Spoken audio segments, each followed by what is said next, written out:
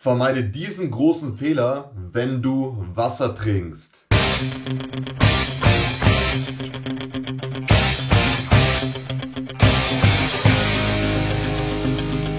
Bevor das Video jetzt losgeht, möchte ich einen kurzen Reminder raushauen, nämlich, dass ich kein Arzt bin und alles, was folgt, nur meine eigene Meinung und meine eigene Recherche ist. Das gibt eine Anzeige. Ich habe dieses Thema vor allem genommen, weil es mich sehr interessiert hat und ich mir gedacht habe, dass ich das euch wiedergeben möchte, damit ihr auf jeden Fall in dieser Thematik mehr Wissen und Informationen habt. Also, wir reden jetzt nicht weiter um den heißen Brei herum, sondern fangen an mit dem Video. Yes! Yes! Yes! Mythos Nummer 1. Mit der Zeit wirst du durstig und dann ist es zu spät. Also schon allein diese Aussage ist irgendwie lächerlich, oder nicht? Und das gleiche kann man auch über das Essen sagen, nämlich wenn du hungrig bist, dann ist es zu spät. Dann verhungerst du.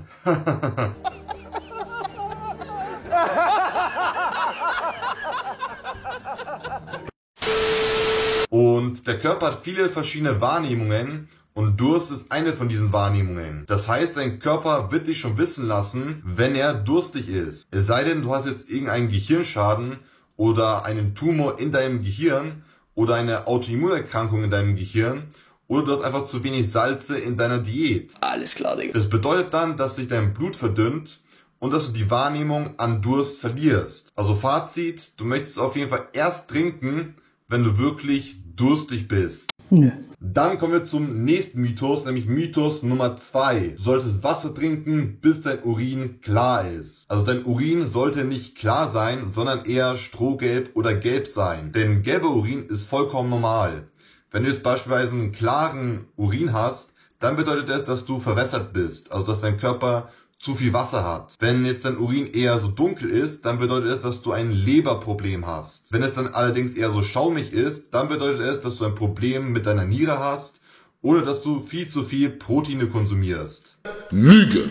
Mythos Nummer 3. Trinke immer weiter, damit du nicht mehr hungrig wirst und du somit weniger isst. Also wenn du jetzt mehr Wasser zu dir aufnimmst, dann sorgt es jetzt nicht automatisch dafür, dass du Gewichte verlierst. Es gibt zwar eine Studie, die besagt, wenn du jetzt Softdrinks mit Wasser ersetzt, dann kannst du Gewichte verlieren. Und das stimmt auch, weil du eben weniger Zuckerwasser konsumierst. Allerdings wird dir jetzt Wasser alleine nicht helfen, Fette zu verbrennen.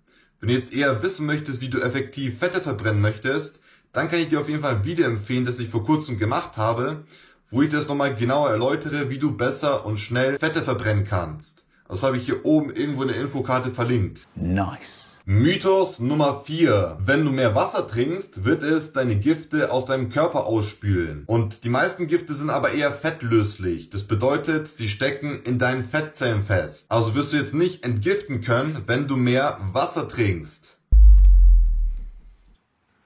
Dann kommen wir jetzt zum Mythos Nummer 5. Wasser wird deine Dehydrierung verhindern. Also versteht mich jetzt nicht falsch. Wir brauchen Wasser, um hydriert zu bleiben. Aber gleichzeitig brauchen wir Elektrolyte und Meeressalz, das auch ein Elektrolyt ist. Denn was passiert eigentlich, wenn wir all dieses Wasser zu uns aufnehmen? Es verdünnt unser Mineral namens Natrium. Das heißt, wenn wir jetzt wenig Natrium in unserem Blut haben, dann kann es dazu führen, dass sich in unserem Gehirn viel Wasser ansammelt. Dann kann es noch dazu führen, dass wir Kopfschmerzen bekommen oder Krämpfe bekommen oder dass wir kognitive Probleme bekommen oder reizbarer werden oder uns schwach fühlen oder dass wir sogar im schlimmsten Fall in ein Koma fallen können. No, no, no, no, no, no, no. Mythos Nummer 6. Viel Wasser trinken, bevor du isst. Also wenn du jetzt Wasser vor einer Mahlzeit trinkst, dann wird es jetzt keine übermäßig großen Probleme verursachen, außer du hast saure Verdauungsstörungen, wie zum Beispiel Sodbrennen oder Blähungen. Das heißt somit, dass du einfach nicht genug Magensäure hast. Deshalb, wenn du eben diese Symptome hast, macht es nicht so viel Sinn für dich, jetzt viel Wasser vor einer Mahlzeit zu trinken. Genau. Jetzt kommen wir zu den Schlüsselpunkten von einer Wasseraufnahme. Nummer 1. Wenn du beispielsweise in einer Low Carb oder Ketogen Ernährung bist und wenig Salze und dafür viel Wasser konsumierst, dann kann es dafür sorgen, dass du dich einfach schwächer fühlst. Dem kannst du aber entgegentreten, wenn du jetzt beispielsweise einfach mehr Salze zu dir aufnimmst. Nummer 2. Wenn du Nierensteine hast, dann kann es hilfreich sein, wenn du 200 Liter Wasser pro Tag zu dir aufnimmst. Gleichzeitig ist auch hilfreich, wenn du eine Zitrone in dein Wasser hinzufügst. Nummer 3. Wenn du Gichtsymptome hast, dann kann es helfen, wenn du Backpulver in dein Wasser tust.